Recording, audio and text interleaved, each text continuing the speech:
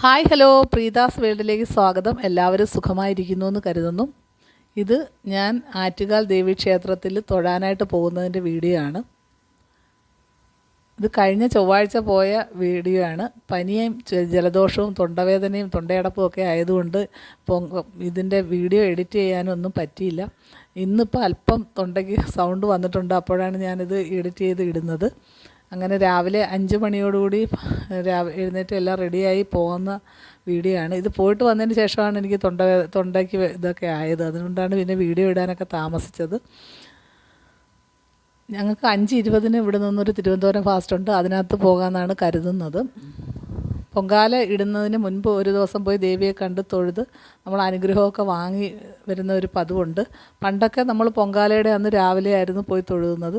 ഇപ്പം ഭയങ്കര തിരക്കും എല്ലാം പ്രമാണിച്ച് ഞങ്ങൾ ഈ അമ്മയ്ക്ക് കാപ്പ് കിട്ടിക്കഴിഞ്ഞാൽ ഒരു ദിവസം പോയി തൊഴുത് വരുന്നതാണ് പതിവ്. അങ്ങനെ പോകുന്ന ഇതാണ് കാണുന്നത്.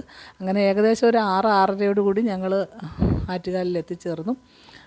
എന്നിട്ട് തന്നെ നല്ല തിരക്കായിരുന്നു. 6-6:30 മണിക്ക് തന്നെ നല്ല ക്യൂ ആയിട്ടുണ്ടായിരുന്നു.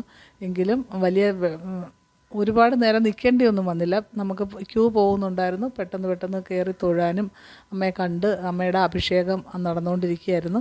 അങ്ങനെ അതൊക്കെ കണ്ട് തൊഴാനും പിന്നെ ദീപാരാധനയൊക്കെ ഞങ്ങൾക്ക് കണ്ട് തൊഴാനുള്ള എല്ലാ ഭാഗ്യവും കിട്ടി. പിന്നീട് കുരുത്തോല പന്തലിലാണ് അമ്മയെ എഴുന്നള്ളിച്ചിരുത്തിയേക്കുന്നത്. നമ്മൾ കൊടുങ്ങല്ലൂരിൽ നിന്ന് വരുന്ന കണ്ണകിയുടെ ആ ഭാവം അവിടെ വായിച്ചുകൊണ്ടിരിക്കും. ഒരു ഇങ്ങനെ കുരുത്തോലയിൽ ഇങ്ങനെ അവിടെ ഇങ്ങനെ കുരുത്തോല പന്തലിലിരുന്ന് തോറ്റമ്പാട്ട് ചൊല്ലിക്കൊണ്ടിരിക്കും. അപ്പോഴത് നമ്മൾ അവിടെ പൈസയൊക്കെ ഇട്ട് തൊഴുത് അതെല്ലാം കഴിഞ്ഞ് പിന്നെ അർച്ചനയൊക്കെ നടത്തി അവിടെ പൂജയൊക്കെ നടത്തി പിന്നെ അമ്മയുടെ അടുത്ത് കുറച്ച് നേരം അവിടെ ഇരുന്നു എല്ലാം സമാധാനമായിട്ട് കുറച്ച് നേരം അവിടെ ഇരുന്ന് തൊഴാനും എല്ലാം കഴിഞ്ഞു. അതിനുശേഷം പിന്നീട് ഞങ്ങൾ നാരങ്ങ വിളക്ക് കത്തിക്കാനായിട്ട് വന്നു. നാരങ്ങ വിളക്ക് കത്തിക്കുക എന്നുള്ളത് അവിടുത്തെ ഒരു വളരെ പ്രാധാന്യമുള്ള ഒരു നേർച്ചയാണ്. നാരങ്ങ വിളക്ക് എല്ലാവരും കത്തിക്കും. അവിടെ സ്ത്രീകളുടെ ശബരിമല എന്നാണ് ആറ്റുകാൽ അമ്പലം അറിയപ്പെടുന്നത്. എല്ലാ സ്ത്രീകളാണ് കൂടുതലും വന്ന് ഇതെല്ലാം ചെയ്യുന്നത്. അതുപോലെ അവിടെ പാട്ട്, ഡാൻസ്, പിന്നെ ഭജന, അങ്ങനെ ഓരോരോ കലാപരിപാടികൾ അവിടെ നടക്കുന്നുണ്ട്. പിന്നെ കുത്തിയോട്ടം ഉള്ള കുട്ടികൾ ഈ 9 ദിവസവും വീട്ടിൽ പോകാൻ പാടില്ല. അമ്മയ്ക്ക് കാപ്പ് കിട്ടുന്ന ദിവസം തന്നെ വന്ന് അവിടെ തന്നെ താമസിക്കണം. പിന്നെ ഉത്സവത്തിൻ്റെ അന്ന് എല്ലാ ചടങ്ങുകളും കഴിഞ്ഞതിന് ശേഷം മാത്രമേ കുട്ടികൾക്ക് വീട്ടിൽ പോകാൻ പറ്റുള്ളൂ. അങ്ങനെ കുത്തിയോട്ട കുട്ടികളുണ്ട്.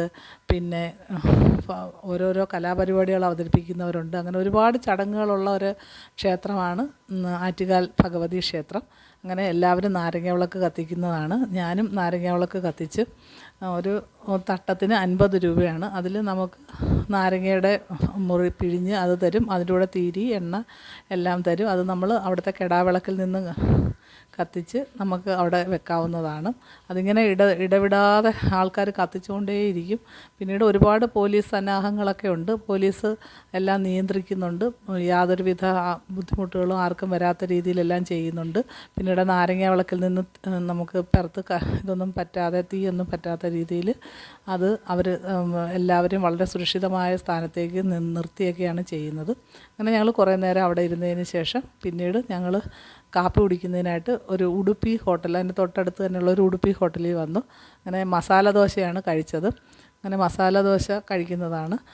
അപ്പോഴും ഞങ്ങൾ അവിടെ ഇരുന്നുകൊണ്ട് വിചാരിച്ച് ഇപ്പോൾ ഒരു 9:30-10 മണിയായിട്ടേ ഉള്ളൂ, നമുക്ക് ശ്രീ പത്മനാഭസ്വാമി ക്ഷേത്രത്തിലും കൂടെ കയറിയിട്ട് പോകാമെന്ന് കരുതി.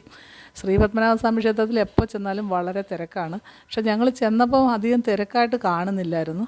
ഒരുപാട് ഇന്ത്യയുടെ പല ഭാഗങ്ങളിൽ നിന്നുള്ള ആൾക്കാരാണ്. എല്ലാം ആസാം, ബീഹാർ, തെലുങ്ക്, ആന്ധ്രാപ്രദേശിൽ നിന്ന് അങ്ങനെ ഒരുപാട് ഹിന്ദിക്കാരും തമിഴരും തെലുങ്കരും ഒക്കെയാണ് അവിടെ ഒരുപാട് വന്നിട്ടുള്ളത് അന്ന്. അങ്ങനെ ഞങ്ങൾ എല്ലാ സാധനങ്ങളും നമ്മൾ ക്ലോക്ക് റൂമിൽ വെക്കണം. ഒന്നും നമുക്ക് ഉള്ളിൽ കൊണ്ടുപോകുമ്പോൾ പേഴ്സും പൈസയും ഒഴിച്ച് ബാഗ്, ചെരുപ്പൊക്കെ പിന്നെ ഒരുപാട് ദൂരം ഇടണം. പിന്നെ കുട, പിന്നെ മൊബൈലിൻ്റെ നമ്മുടെ ഇയർഫോൺ, ഒരു സാധനവും ഒരു ഇലക്ട്രോണിക് സാധനം ഇങ്ങനെ വാച്ച് പോലും ഉള്ളിൽ കയറാൻ പറ്റത്തില്ല. അത്രയ്ക്ക് സ്ട്രിക്റ്റായിട്ടാണ് അവിടുത്തെ കാര്യങ്ങൾ. എല്ലാം തിരിച്ച് വാച്ചൊക്കെ ഉള്ളവരെ എല്ലാം തിരിച്ച് വിട്ട് പിന്നെ അത് വീണ്ടും ക്ലോക്ക് റൂമിൽ കൊണ്ടുവെക്കാൻ പറഞ്ഞ്. അങ്ങനെ വളരെ ബുദ്ധിമുട്ടി ഞങ്ങൾ എങ്ങനെയും ഉള്ളിൽ കടന്നു. അവിടെ ചെന്നപ്പം നല്ലൊരു ക്യൂ ഉണ്ട്. ഏകദേശം 2 മണിക്കൂറോളം ക്യൂ നിന്നു. പിന്നീട് ഭഗവാന്റെ ശീവേലി എഴുന്നള്ളത്തുണ്ടായിരുന്നു, അതൊക്കെ കാണാൻ കഴിഞ്ഞു. പിന്നീട് ഉള്ളിൽ കടന്ന് തൊഴുത് ഭഗവാനെ നന്നായിട്ട് ദർശനമൊക്കെ കിട്ടി. അതെല്ലാം കഴിഞ്ഞ് തൊഴുത് ഇറങ്ങിയപ്പം പിന്നീട് നമുക്ക് അന്നദാനം ഉണ്ടായിരുന്നു. അന്നദാനം ആദ്യമായിട്ടാണ് ശ്രീ പത്മനാഭസ്വാമി ക്ഷേത്രത്തിൽ നിന്ന് അന്നദാനം കഴിക്കാനുള്ള ഭാഗ്യം ഉണ്ടാകുന്നത്. നല്ല അന്നദാനമായിരുന്നു. അതും ഞങ്ങൾ കഴിച്ചു. അങ്ങനെ എല്ലാം കൊണ്ടും വളരെ മനോഹരമായൊരു ദിവസമായിരുന്നു തിരുവനന്തപുരം യാത്ര. ഇനി ആറ്റുകാൽ പൊങ്കാലയുടെ അന്നാണ്